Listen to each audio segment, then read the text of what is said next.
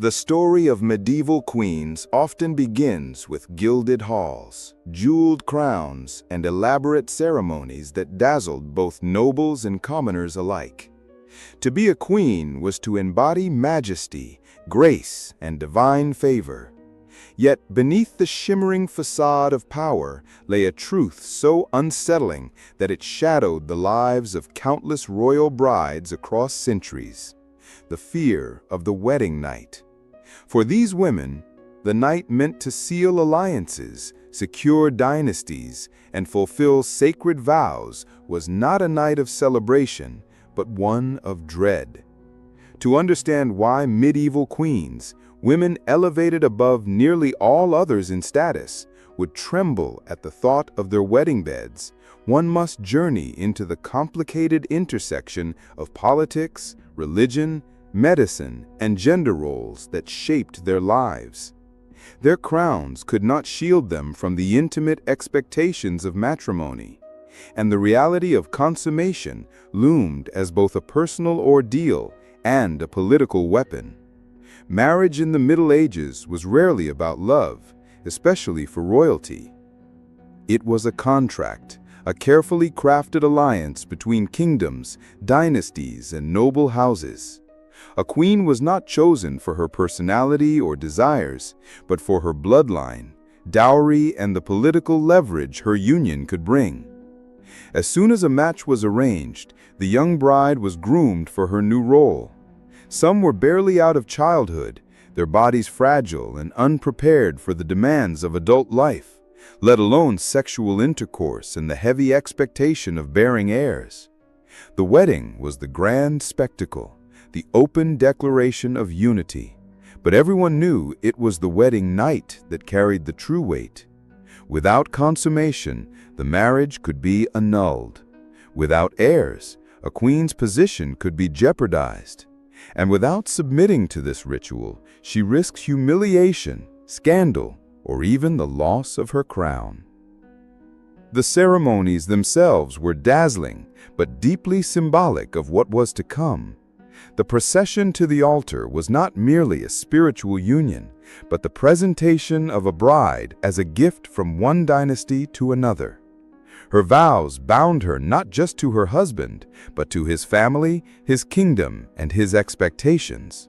She was property exchanged for peace, wealth, or power, and her body was the vessel through which dynasties hoped to secure legitimacy. Medieval society placed immense emphasis on virginity, particularly for noble and royal women. A queen's virtue was her currency, her proof of purity, and her guarantee of fertility. Yet the same society demanded that this virginity be surrendered quickly and publicly on her wedding night. Her purity, prized and guarded, became a burden she was expected to relinquish before witnesses in a ritual that was as much about politics as it was about intimacy. The bedding ritual, infamous in medieval courts, was the centerpiece of this anxiety. In many regions, after the feast and ceremonies, the new bride and groom were escorted to the bedchamber in a process that was disturbingly public. Relatives, nobles, priests, and attendants often accompanied them. Sometimes the couple was undressed by attendants, their garments ceremonially removed, symbolizing the stripping away of their old identities. In some courts, the newlyweds were put to bed under the eyes of onlookers, who would then withdraw but remain nearby, waiting for evidence that consummation had taken place. In some notorious instances, witnesses stayed in the room, observing the couple's first attempt at intercourse. The queen, trained to be graceful and dignified in court, now faced the humiliation of her most private moment becoming a matter of public scrutiny. Even if no one was physically present, the expectation hung heavy. She had to prove herself, not just to her husband, but to the court and the entire realm. This expectation was backed by law and religion. A marriage that was not consummated was not considered valid in the eyes of the church. For a queen, This meant that her marriage could be annulled at any time if the husband or his advisors claimed that consummation had not occurred. Thus, the wedding night became a test not only of physical endurance, but of her entire political position. To refuse or fail meant risking not just disgrace, but the collapse of the alliance her marriage was built upon. Her body was not her own. It was the battlefield upon which dynasties secured their future. The dread deepened with the medical beliefs of the time. Medieval understanding of anatomy and reproduction was crude at best. Physicians of the period subscribed to ideas inherited from ancient authorities like Galen and Hippocrates, theories that often placed blame for infertility or sexual failure squarely upon women. Queens were told their bodies were cold and passive, requiring the heat of male seed to spark life. Virginity was considered a physical obstacle, and consummation was described in ways that emphasized pain and blood. Many brides were warned that their first night would be agonizing, a tearing away of flesh, a violent act framed as both necessary and virtuous. The queen's fear, therefore, was not merely emotional, but reinforced by the grim expectations of science and religion alike. One must also remember that these brides were often extraordinarily young. In many cases, queens were married in their early to mid-teens, their husbands sometimes decades older. A young girl, still more child than woman, was expected to share a bed with a seasoned warrior, a king hardened by battles, politics, and ambition. The imbalance of power was staggering. To enter the bridal chamber was to confront a stranger who was both her partner and her sovereign, a man she might not have met until days before the ceremony. Her body was his right, her resistance unthinkable. For a young queen, the wedding night was less an initiation into love than a trial of endurance. The stories of queens across Europe echo this dread. Isabella of France, married to Edward II of England, entered her marriage with high hopes of uniting two kingdoms, only to discover her husband's affections lay elsewhere. Though her specific fears on the wedding night are not detailed, the humiliation of being set aside for favorites haunted her. Catherine of Aragon, brought from Spain to marry Arthur Tudor, found her marriage immediately questioned when their consummation became the subject of political debate. Whether or not they had shared a bed became a matter for theologians and lawyers decades later, when Henry VIII sought to annul his marriage to her. What should have been a private matter was dragged into the public sphere, demonstrating to all queens that their wedding nights were never truly their own. Even when consummation occurred, it often led to further dread, the fear of pregnancy. For a medieval queen, bearing children was her primary duty, yet it carried mortal risks. Childbirth was one of the leading causes of death for women, and even queens, with access to the best midwives and physicians, were not safe. To conceive meant entering a cycle of fear, where each pregnancy threatened her life. The wedding night, then, was not only the loss of virginity, but the first step on a path that could lead to repeated suffering, miscarriages, stillbirths, or death in childbed. The queen's womb was a national concern, her body treated as a vessel for heirs, but her pain and peril were often disregarded. Layered atop this was the political weaponization of her marital bed. If a queen failed to conceive, she could be blamed, humiliated, or cast aside. Accusations of infertility or frigidity could destroy her reputation.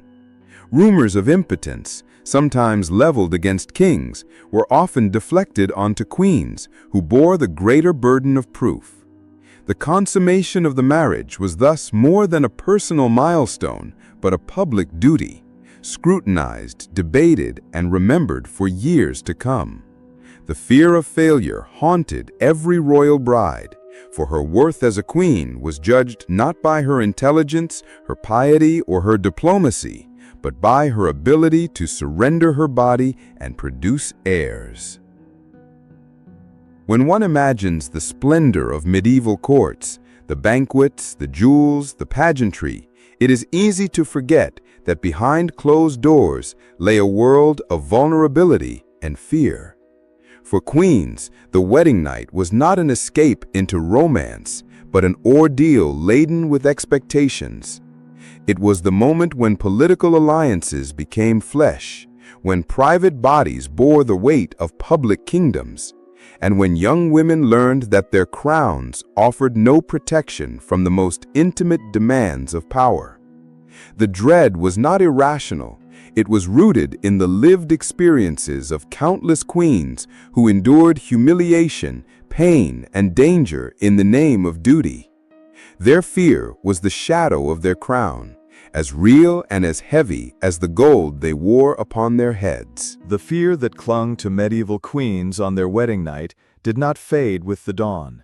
Instead, it became a constant companion, woven into every stage of their reign. For many, that first night was only the beginning of a lifelong negotiation between their bodies and the demands of power. Each time they were summoned to the king's bedchamber, the dread of pain, pregnancy, and scrutiny resurfaced. To be a queen was to live under a unique form of captivity, one where obedience was not enforced by chains or dungeons, but by the very bonds of marriage and the expectations of empire. The wedding night was the opening chapter in a story of endurance, a test of submission that revealed how little control they had over their own lives. For some queens, the fear turned to trauma that would define their legacies. Consider the young brides sent across seas to foreign lands, stripped of their language, their families, and their familiar comforts. In their new courts, they faced strange customs and suspicious courtiers who watched them closely. Their wedding night, already terrifying, became even alien when shared with a husband whose language they barely understood, whose touch was cold, and whose intentions were unclear. For these women, the bedchamber was not a sanctuary, but another throne room, a place where power was exercised upon them rather than by them. Every gesture, every rumor of what had or had not happened between the sheets could determine their fate. Even queens who were treated kindly by their husbands could not escape the weight of expectation. They were not only wives, but symbols of dynastic continuity. Their fertility was a matter of state. A barren queen was more dangerous to a kingdom than a failed harvest or a lost battle. For the absence of heirs meant the risk of civil war and foreign invasion.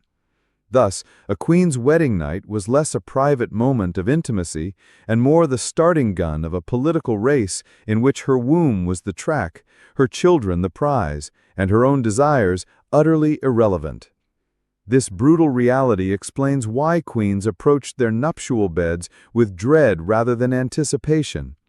Their bodies were instruments of policy, and their worth measured in offspring. The role of religion in deepening this fear cannot be overstated. The Church, which shaped nearly every aspect of medieval life, elevated virginity as the highest state for women, associating it with the purity of the Virgin Mary. Yet it simultaneously declared that wives owed their husbands the marital debt, a doctrine that required them to submit to sexual relations whenever demanded. For a queen, this meant that resisting her husband's advances was not only politically unthinkable, but also spiritually condemned. Priests counseled brides that the pain of their wedding night was a holy sacrifice, a burden to be borne in obedience to God. Fear was natural, they were told, but resistance was sin. In this way, religious teaching sanctified their dread and made it inescapable.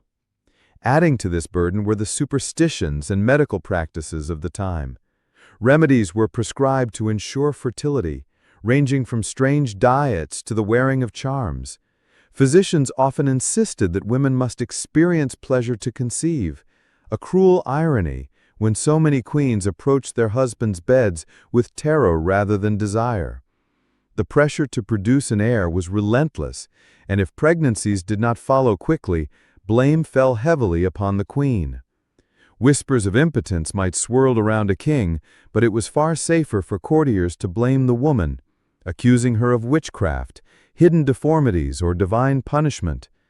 Thus, the very first night of marriage marked the queen as vulnerable to a lifetime of suspicion and slander. The annals of European history reveal repeated examples of queens whose wedding nights became the stuff of political intrigue. Some were humiliated when courtiers demanded to see bloodied sheets as proof of consummation. Others were forced to undergo invasive examinations to prove their virginity beforehand or their fertility afterward.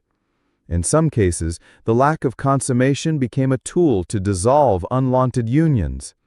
A king could claim, truthfully or not, that the marriage had never been completed, freeing him to seek another bride, more politically advantageous or personally desirable. The queen's word mattered little. The outcome rested entirely on whether she could convince others of what had occurred in the privacy of her chamber. Thus, her first night as a wife was in reality her first trial as a queen, a trial judged by men who would never experience the same vulnerability.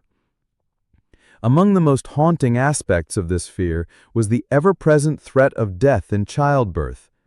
Each pregnancy carried risks of infection, hemorrhage, and complications that medieval medicine could not address.